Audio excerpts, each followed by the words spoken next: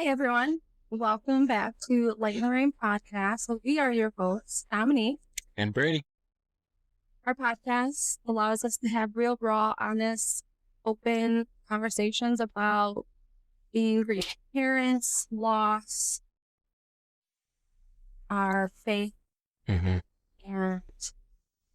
the healing process, the medical journey, all that stuff. If you're new to the podcast, so yeah, welcome to episode number 4. Woo.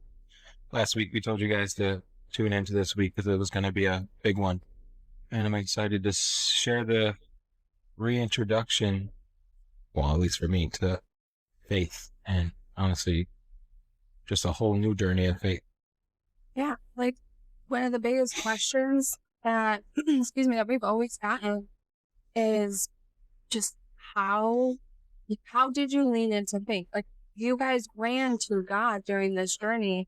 Like, that's the opposite of what people would kind of do. And people just were in disbelief or in awe that we have been trusting God through every step of our life and everything that we've gone through with Colson. 100%. So we just wanted to share where that turning point was, because in previous episodes, we would say that we admitted from the beginning, from 36 weeks, I questioned everything. I always believed in God, but I didn't grow up in a Christian household. But I didn't rely on him. I didn't have a relationship with him. I didn't even know how to rely on him or how to talk to him. Like, it was just, you just weren't exposed to it. Yeah, I wasn't exposed to it. And I just was the person. I was like, yeah, I believe in him. I'm going to heaven. That's all that matters. Is I believe in him. And that's all it takes, right? And I was the opposite. I grew up in a very Christian household and just kind of got away from it. I feel like you hear the story a lot, but I don't know. This story of how we came back to God is just, I don't know, it was moving, and there was no doubt in my mind. Yes. And it's something that, like, we will do our best to explain, like, the feeling that we had at that day, but it's almost a feeling that you have to experience for yourself to fully grasp and understand. Well, before we get into it, yes, I am in a golf outfit. Sorry. I'm going golfing after this because my wife loves me. Okay. You wanted to add that? But at least you added a shout out. Okay, there you go. You're welcome. There's a shout out. Should we get into why or how we even got to this point first? Yeah. So let's get started. So, Colson's home from the NICU. Wow, like, his first few months of life were, honestly, we were lots of appointments, but all he did was cry and cry and cry, and nothing soothed him. It was really hard. And I remember we really only had, like, neurogenetic. We had the PANS clinic, which is like feeding clinic. Yeah. Through Sean, and they just kept saying, "Oh, it's reflux. It's just acid." It's like, it was the only thing that they could think of was acid reflux. Give him this med, give him that med, do this, do that. It was omeprazole, famotidine. We went through like 6 or 7 formula changes. Yeah, like, we stopped fortifying, so he was on breast milk fortified with Tramagen. Then next, I stopped pumping, and it was just straight formula. It just was so much. That's what the first 4 months, 3.5, 4 months, months of his life was just trying to figure out how to keep this baby happy. Yeah, it was really hard and sad. It was. But then the day came, which we were told that at some point in Colson's life, the probability of him having seizures was going to be high. And he said, and I quote, "What you don't want is infantile spasms at 3 months old." Just infantile spasms. Yeah. Well, yeah, obviously. But they're so damaging to a child's brain. Really hard to control. Yep. But it was a weekend, and I went to a friend's sister's, like, baby shower, and Colson was so fussy. He kept doing, like, this same repetitive movement with his arms, and it looked like a spasm. Like, his arms would go out, and his face would make like a certain, like, I don't even know. His face just would do the same facial expression and everything. And when it first was happening at the baby shower, I thought initially that it was just a startle because the baby shower was loud. But then I remember we were home that weekend and I was recording him because he was laying on the couch by himself. He's trying to fall asleep. And then all of a sudden he would have like this jerk spasm. His arms would go out. No sound. Yeah, the facial expression would happen. And he would try to fall asleep and then it would happen again. Yeah. And since it was like consecutive, like back to back, I just knew to record. And we sent it to Dr. V. We sent it to neuro, and he immediately was like, you need to bring him into the emergency room. For an EEG. Yes. Yep. So we went in, had an EEG, which confirmed that he was having infantile spasm. So there's hypsarrhythmia within the brain, a certain brain pattern activity. That's what diagnosed him with infantile spasms. Yeah. And the biggest thing to like kind of help those infantile spasms was steroids. So he was put on steroids. It's the first thing. Yeah, put on the steroids. Yeah. And that kind of started a downfall, and we didn't know at the time. No one knew why. We didn't know at the time that this was going to create a huge downfall with Colson's health. For those that don't know, steroids have a lot of sugar in them.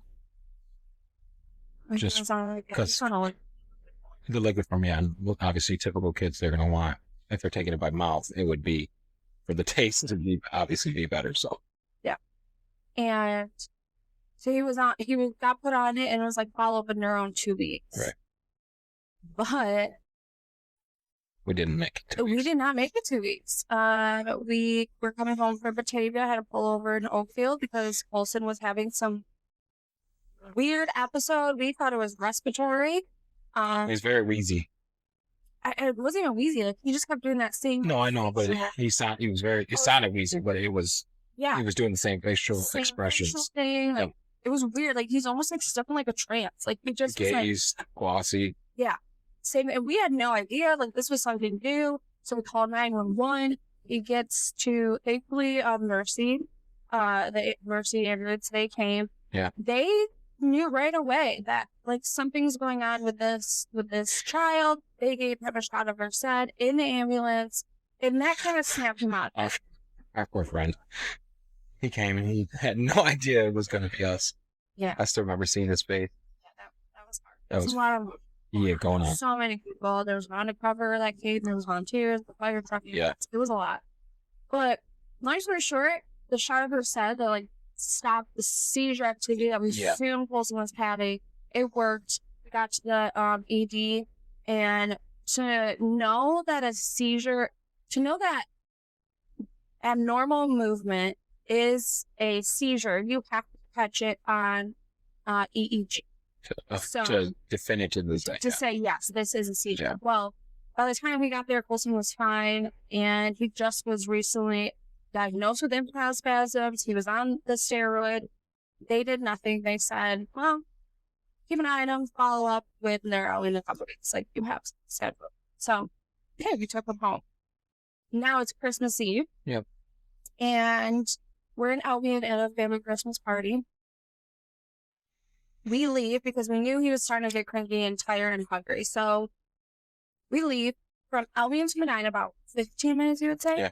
About 15 minutes. Colson is screaming and crying the whole car ride, the whole drive.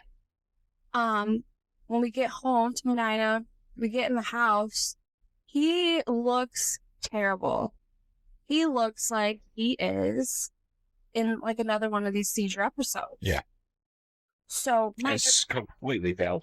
Completely pale, like nothing. I'm like snapping my fingers. We saw the video, so yeah, like nothing. Yes, snapping my fingers. We tried everything. We fed him, undressed him, changed his diaper. Yes. Snapping, talking to him, singing, doing everything. I don't know, everything. We're still so new. Like so new to this. So then our first thing was like, let's call our friend at the time that was a paramedic or EMT, paramedic with Mercy, right? Yeah. And we're FaceTiming him, and they're like, yeah, we recommend you need to call 911. Like, he said it's the same thing as last time. Yeah. Same thing as last time. He needs help. So we call Medina. We called 911, but not ambulance came. And that was a hot mess. You have us that are calling 911 because we need medical guidance. We need medical help. We don't know what to do. We're not the ones that are expected to make any We weren't trained as this at this time. We weren't expecting to make any sort of decisions for Colson because we didn't know what the heck was going on. Right. We just knew he needed help. Well, the care in our home was very much delayed. The paramedics that came didn't feel as if Colson was having a seizure. And they were like, have you reached out to your neurologist? And I don't know, but I do feel like probably a part of us was, it's Christmas Eve. Like, I really don't want to go. We have to follow up in neurology. They didn't do anything last time.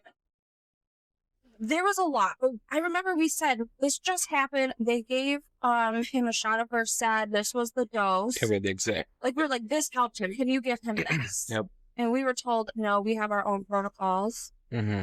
and procedures, and we don't feel like he's having a seizure. Mm-hmm. And mind you, he's still sitting He's there still in the same doing thing the same thing and completely exhausted. Yes, he hasn't changed in probably like 30, 45 minutes. Mhm. Finally, my mom was just like, because nothing was being done, my mom was like, just take him to the hospital. So he goes in the ambulance out to Strong. Even in the almost hour ride in the ambulance to Strong, he's still in this same exact seizure-like episode. Yep. Okay. His sugar, I remember he took it in the ambulance through the roof. Yeah. Like 180, like almost 200. Like, it was really high. Okay. Especially for a 4-month-old baby. Especially for a 4-month-old baby, yes. And mind you, the Medina paramedics are still not concerned. And because I don't even know if he's blinked at this point. I don't think so, because I have videos of Yeah, he's just still just wide open, wide open, gaze glazed. big straw, all this. Yeah. And I know that the ambulance, they call, I'm going to butcher this, so like take this lightly, but like they call someone within the emergency room to kind of like get, quote unquote, like an opinion on what they should do. So I know that the paramedics at this point have called Strong ED, so they're kind of aware of the situation. And I truly wholeheartedly believe that Medina paramedics told the Strong, like pediatric ED, that they didn't believe Colson was having a seizure. So when I think what they were expecting Colson to look like, He's not what he was looked like. not what he arrived at. I remember they wheeled him in. They took one look at him and looked at me and said, "This is the attendant," and said, "How long has he been like this?" And at this point, I was like, I think I said like 2:30, and it was like 5 o'clock. And then, like, all hell broke out in that emergency room. The amount of people that came rushing towards Colson, they immediately get him in the triage room. They're hooking him up to every monitor. The best way I could explain it, because I'm by myself, thanks to COVID. Yeah. You are freaking out. Terrible. Because you're on your way driving. Yeah. I'm not giving you updates because it was so chaotic in the emergency. I remember just blowing your phone up. Like, Yes. What is going on? Like, I need to know. And I had no answers. And I will tell everyone how I explain this. It's like, if you have ever watched a movie, a TV show, whatever, that has like this crazy emergency, like, situation in an emergency room, like, that's what I felt like. I remember sitting in those blue chairs at the end of the room, and I remember hearing everything like, he needs high flow oxygen. Like, there just was so much. Like, they were just giving him loaded dose after loaded dose of Keppra, and the neurology's coming in.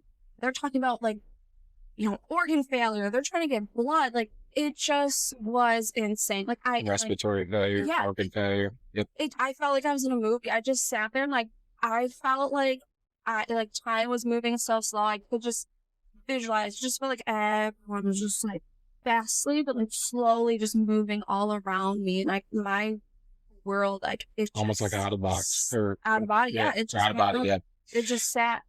It's just my world was sitting still while it was craziness around it. And then you finally were able to come in. And mind you, this was a huge no-no, but he was, you know what I mean? Like, you could not have two parents in the room. but he was so bad when we were about to be admitted to the PICU Yeah. that they let me come in early. Yeah, because Which, thank God. he still was only on high flow oxygen, but they like weren't sure what they were gonna have to do. So I mean, you got what I came into when I saw him. There was stuff everywhere, all over his bed. He was already hooked up to the EEGs. He had high flow on. He had all these access points and bruises from probably missed. I don't even know. It was just nuts. There was stuff everywhere. Yep. I still remember the picture you took of just the chaos of that. and then they allowed you to come in because I was like, I don't want to do this by myself. Like Dad's outside in the parking garage just waiting for us. Freaking out. And then, but it didn't end there. They immediately like he needs to go to the pediatric ICU. Mhm. Like they're gonna have to take over, and then they wheel him up to the PICU. And then I felt like the chaoticness just continued there. Like they thought they were gonna have to like intubate him. Yep. They immediately placed a groin line. Yep. A pick through the groin. Yep. All this. It just was so It was just. overwhelming. I mean, that's not even the best word. It was just horrible. I don't know, like my heart just hurts. I have goosebumps and just literally, just makes you sick. Yeah, it was a lot, and we didn't know if he was gonna make it because it said right there that he was in like respiratory failure, organ failure, like all of this for seizing for so long. But that Christmas Eve admission started, what was it, a 5 And a half. Yeah, I remember. admission in the hospital. Mhm. It was bad. And to kind of like fast forward, I don't want to sit here and talk about every single day. It's so much that happened every day. But yeah, The gist of it was they knew by his brain scans and his lab work that he was having some sort of metabolic crash. they call it metabolic crisis. Yes, he was in a crisis. And the thing is they needed to rush genetic testing to figure out what he had and how to help him. And if you remember, we were talking about how at the beginning we were waiting to do that. Well, things changed when this happened. We were in the hospital admitted. And because of that and the needs for it, we were able to get it rushed. Now, this usually takes, they said 3-4 months, maybe even longer. It took a week. Yeah, like within 5 days to have the results because like we could rush it and put that request in because this child, he was going to die. Yeah. Like they needed to know what was going on with it.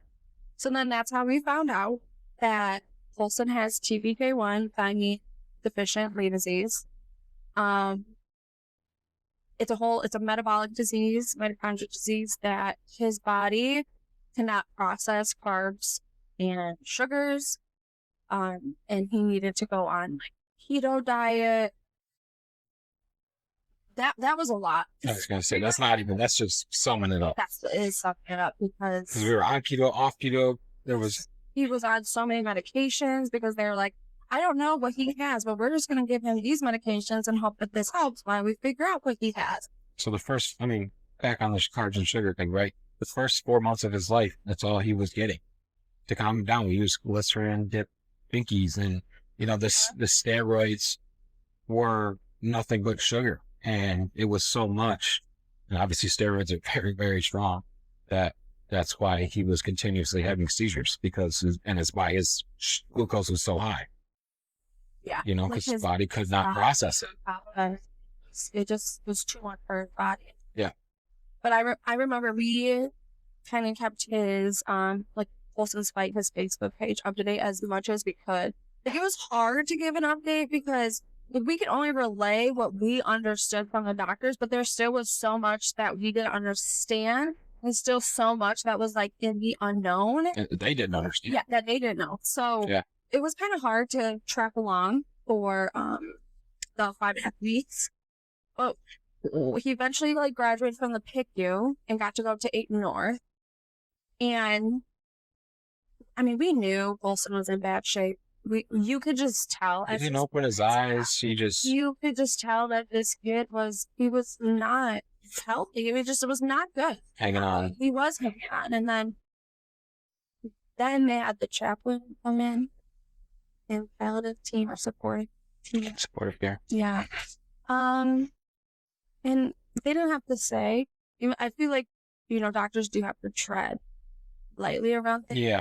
But like we knew once these people came in, started our conversations. Well, you could feel it all happening without anybody saying a word. And then when the chaplain came in, we were like, we already know. Yeah. And they'll never say it, but we know. Yeah. Which is fine.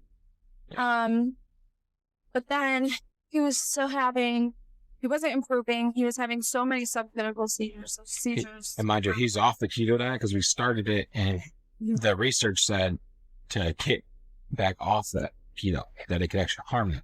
And there's no literature, for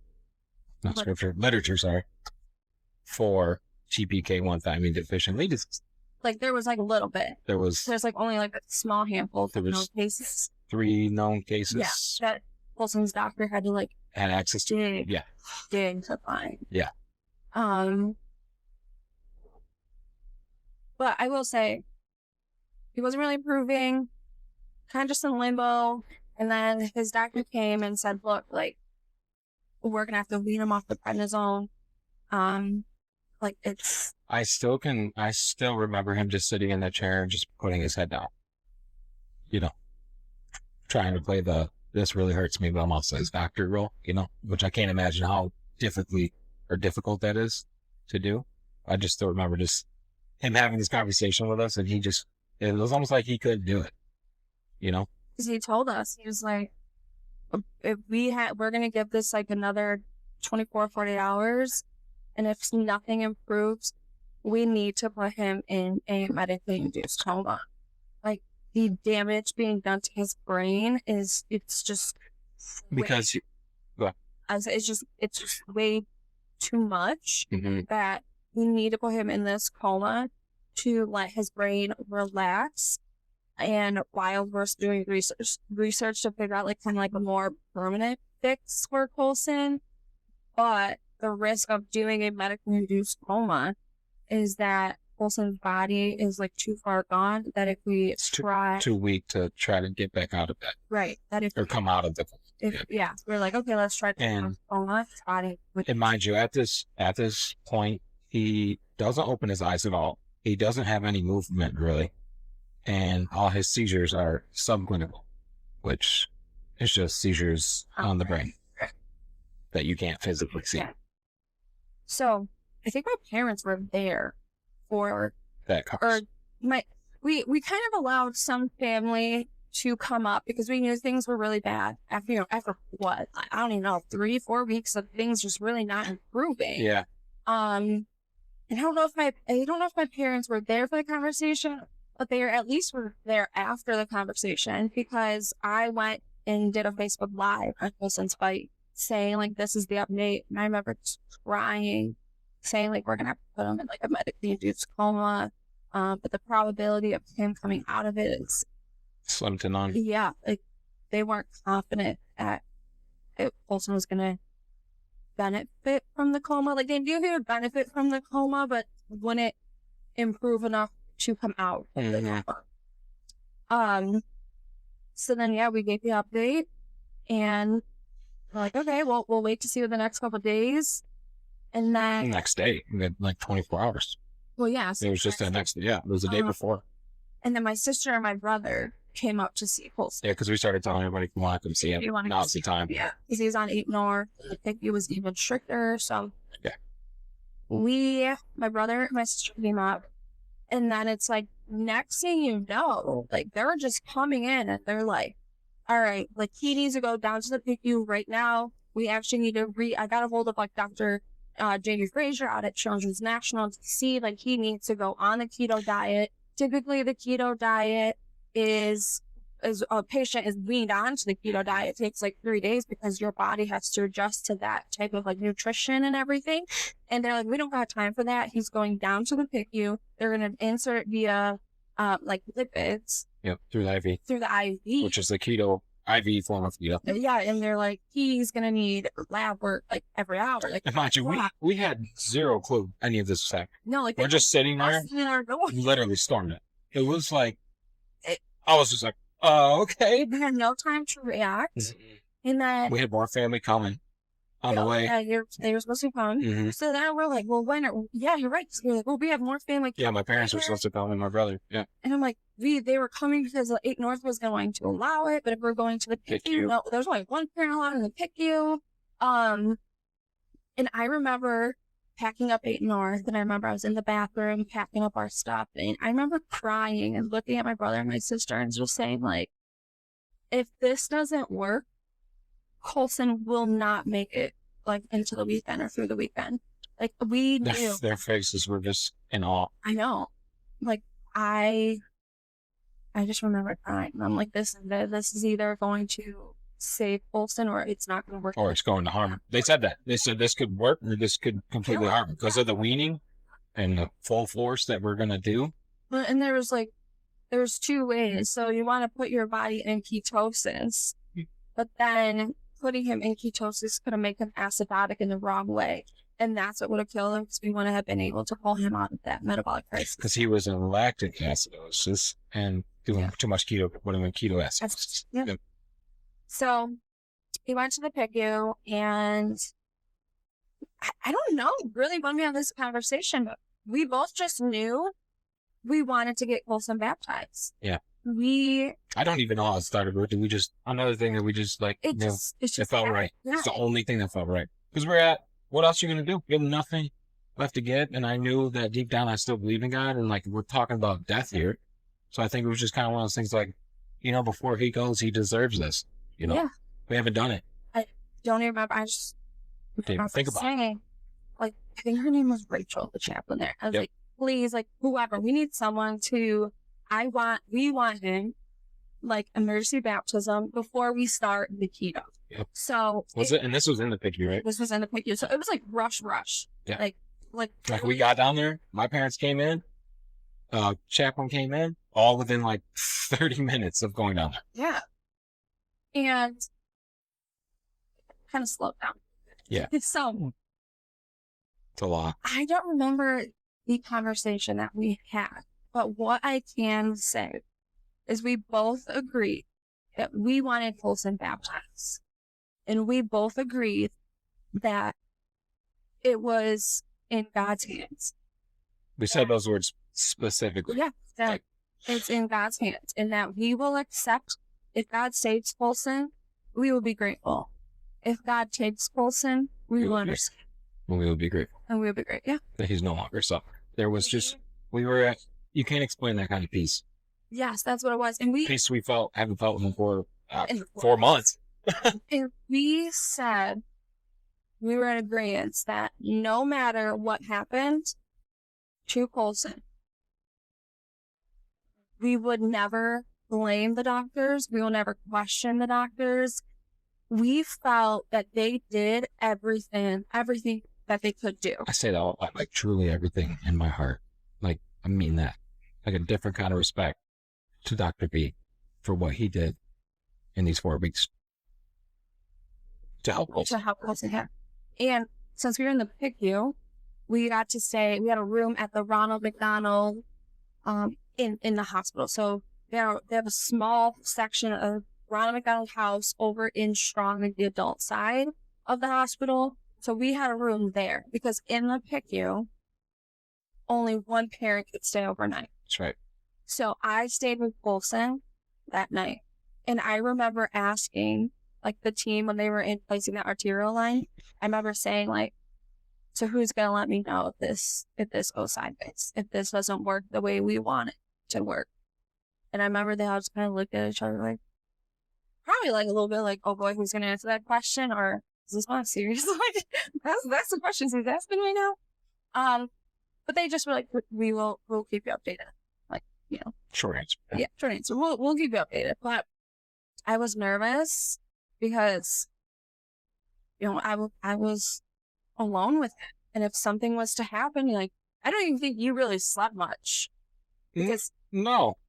I don't even think I slept. No. Honestly. I was up all day and thinking about this. I mean, we were texting and calling all night because it was just, I know it sucked not being in the room. It was just, it's terrible that was the way the hospital was at this time. And everything. Yeah. Yeah. And I think we were just texting and calling because I needed updates. There was a lot, and I had to be out after 8 o'clock. So that's still pretty early in the night in the medical, in the medical Right. field. But we felt, I don't know, we just felt the presence of God, and we were so comfortable in whatever God chose Olsen right then and there. Like we were okay with it. Yeah. And it definitely was a different type of like peace and comfort that I've ever felt until he passed this year. But I don't even know. Like it was such an amazing feeling looking back and talking about this now. It was such an amazing feeling to feel. And God blessed us with a miracle. Colson immediately responded to the keto diet. He opened his eyes. He was smiling. He blew everyone away. I think everyone, even the hospital team, they were shocked. Yeah. To see how well he responded to this. I don't even know if they had hope that this was going to work. No, I think they were just as surprised as we were, if not more, from the medical side, because it just didn't make sense. No, it didn't.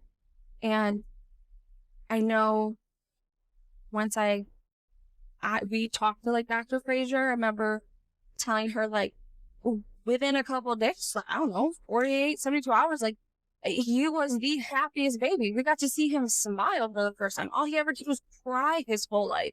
And here he is smiling and giggling. It was seriously a miracle. That is why. Oh, I giggle. Like, that is why I could never not believe in God. Because there's so many things that are unexplainable that the only explanation is that it's God's work. We have first-handedly witnessed that multiple times in the past 4.5, 5 years of our life. But that night is where we laid it down and gave everything. 1,000%. And we said, all right, like, we need to God's will be done. God's will be done, and we need to go to church. Like, he just proved to us that we need him to get through the rest of Colson's life. And he also proved us that Colson's story wasn't done at all.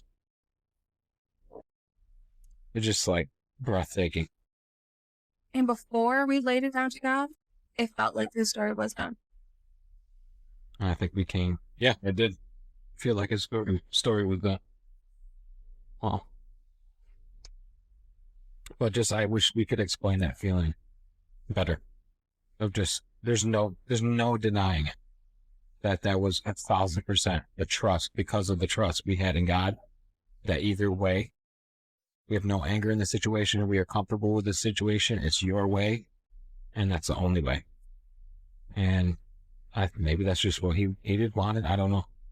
But to explain the fact that he just opened his eyes and smiled that next day is just like, what? It was amazing. A completely different kid within 24, 48 hours. A whole 180. It was insane. So that really is why we continued, it will still do, to rely on God, to trust in God. That night right there changed everything for us.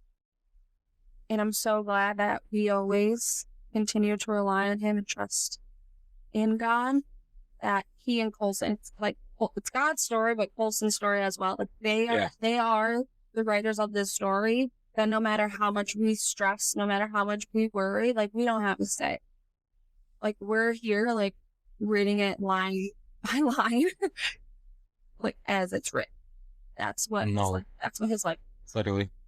To go from where we started on Christmas Eve to that day. It's insane.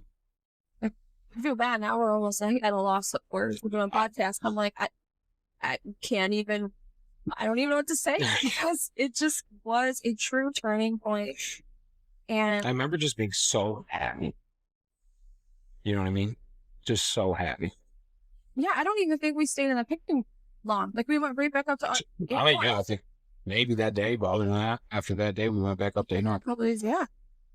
He was off high flow. He was Yeah. up and awake, Was smiling and oxygen, like he No. got to Oh yeah, he was off oxygen, right? was He was off on room air. oxygen. Yeah. He got stable enough to And we're not even joking, guys. Like this, yes. I can't. Mhm. It's Yes. like a made up story, but it really, really happened. Really happened, yeah. It was just He got his G tube placed, his feeding tube permanently placed because he was stable enough to undergo surgery. how does that even make sense? Before we went home, he was placed on a G tube, which that conversation was scary enough. But so it's what do you mean a G tube? But we knew he wasn't most likely going to be taking anything by mouth, just because everything he went through in the regression to the Yeah, converse and the meds. meds he got put on because of the disease we found out he had. So But I also want to mention too, in case anyone listening is a Colson's Fight follower, or a parent of Like- a medically complex child. yeah, but the prayers that we received, Oh, like I truly think that praying for someone, God answers. God answers prayers. So if you're scrolling on Facebook and you see someone say like please pray for my family during this, like quick little prayer to God. Like God, I see Brady's reaching out for prayers. I don't know what he's going through, but he needs you. please have your hand on in their whatever situation. the situation is. I believe in you. I I can't- trust in you that you're going to help that person in that situation and give them the peace that they know you are with them. Like just something so quick, or just like, hey God, I'm sure you know, but Brady needs some prayers for that situation he's going through. I hope that you're with him. Like just something. Because it works. Talk to God. He answers prayers. He's listening. So if you have the opportunity to pray for someone, please pray for them. We can't think of them. I can't think everybody enough. I don't. That's not the only time. But this time specifically, like the amount of support we had and the comfortability with the situation we had to just giving him to God and him doing a full 180 in 24 hours. It's just like, there's your proof that if it's God's will, it'll be done. And there's one thing too, that this was told to us later on in Colson's life, that sometimes healing doesn't take place on this side of heaven. And that's true. But then I said something to you, I questioned that, right? And you said, God may not fully heal Colson on this side of heaven, but he has healed parts of him. And that is true, and that speaks a lot on God and what he can do, because he may not have healed Colson and Colson to become some typical healthy child, but the amount of time that he continued to heal Colson's lungs, Yeah. to heal Colson's brain, to And he- heal his metabolic, like he heals, just maybe not in ways that you are hoping for. Yeah. But you have to think of all the small things that God continues to do. Yeah. Anything could have took Colson out. And he continued to heal him. You're right. Absolutely. And I wanted to backtrack real quick to any parent that is in the conversation for a G-tube, do it. We were so scared. And it was like night and day. Like it improved Colson's quality of life and our care for Colson. Like no more risk of aspiration, giving meds. He's getting all the meds. You know what I mean? It was just amazing. The difference. It was just so easy. We were like, are you sure? Like, this Yeah. seems scary. It seems scary, but it made life real easy. It was a blessing. All I think I do is change it every 3 months. I don't know. I hope this story, like talking about and sharing his life to people, a full conversation of it, and just touch somebody's life and help anybody going through any situation. I mean, we got to experience it firsthand, so it would just feel wrong not to share it and try to lean as many people as we can towards that direction. So sometimes you just got to let go because it's out of your control. I was like, let go, let God. It's a good song. Yeah. I think that's a good ending. And that, like you said, I I don't think, or we don't want people to like only go to God when you're in a really bad situation. Um, but that is like the perfect opportunity if you're in like a really dark, hard season of uncertainty. You're scared, whether it's like medical, financial, like always reach out to God.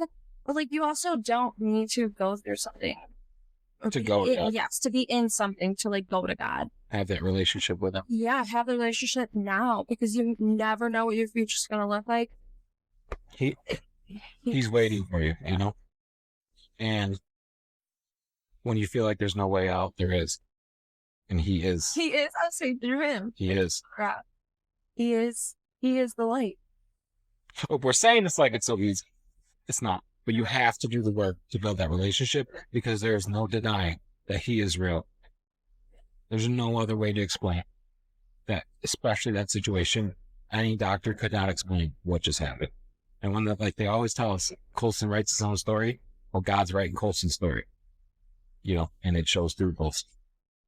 And then here we are, Light the Rain podcast. Episode 4, talking to you all about it. Very hard thing to talk about before the experience with God. Like just remembering, like it's been a while since we talked about that 4-month episode. You know, All those 4s. they're just everywhere. Yeah. Okay. All I right. think this is a good episode. I think that was, and I hope if anyone, you know, didn't know that story, like I hope that kind of shed some light on why, where, when, why, how, what, whatever it is. Like that's how we came to God and started to build our relationship with Him through Jesus Christ. So Amen. that is that. Like, please comment what your thoughts are. If you want anything to be talked about, Any anything. questions? Email us at litrain44@gmail.com. You can email us questions, comments, stories about yourself that you'd like to share, Oh, I like that one. because we are so intrigued by families that go through similar situations or a tough situation that they're in. Every situation is different and unique to that person. So it's just, we'd love to hear this stuff. Tell us how you got encountered with God or how you would like to be, how we can help, anything. I like. Me too. I felt called to share that. Okay. Well, I think that's all right. See you next week on episode 5.